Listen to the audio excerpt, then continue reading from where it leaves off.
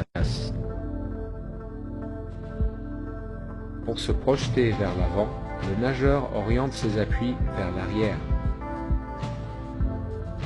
L'erreur la plus fréquente est de mal orienter les appuis, soit vers le fond ou vers la surface.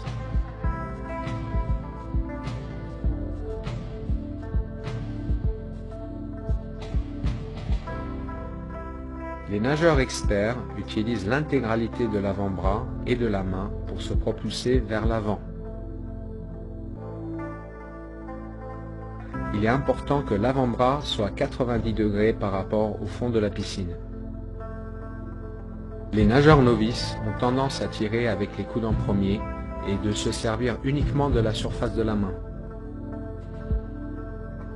En nageant de cette manière, les bras ont tendance à tourner dans le vide et le nageur fait du surplace. Cela se traduit par une faible distance par cycle.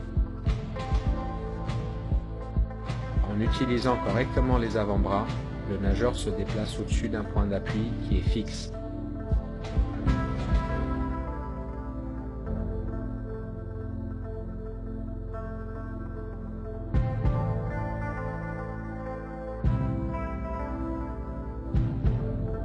Si la trajectoire de la main s'éloigne trop de l'axe central, il y a une perte de force. Il est important que la main suive une trajectoire rectiligne qui se trouve sous l'axe de l'épaule. Si l'avant-bras reste bien placé, le coude se décale inévitablement vers l'extérieur.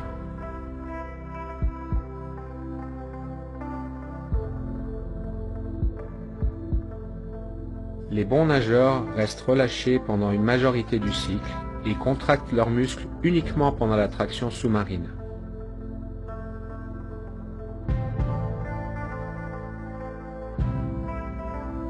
Les masses d'eau sont pulsées vers l'arrière et nous pouvons identifier deux phases de propulsion.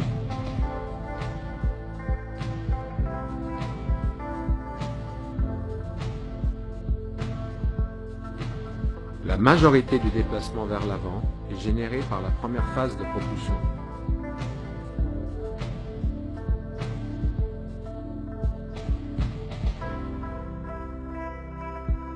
Puisque l'eau est un milieu très dense, il est primordial d'avoir une propulsion continue en évitant les temps d'arrêt entre les phases propulsives. Le contre-exemple en natation est le crawl rattrapé. Le coût énergétique utilisé pour relancer la vitesse après chaque temps d'arrêt peut rendre ce style inefficace.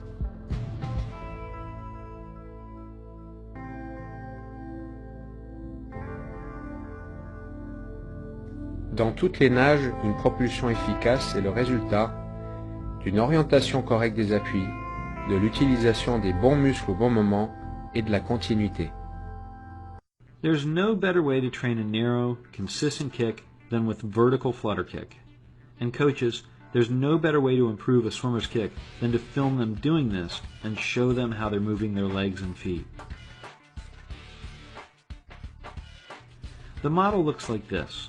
The legs are long, yet supple. The toes are pointed, yet the feet and ankles are flexible.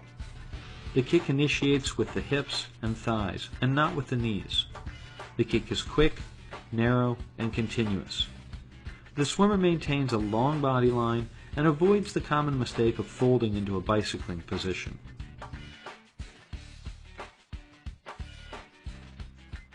The kick should also be so narrow and continuous that when the swimmer's hands are held out of the water, the body remains steady with no bouncing.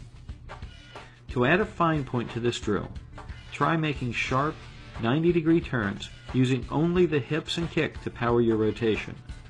Make sure the hips are creating the power. As your timing improves, your turns will become more precise.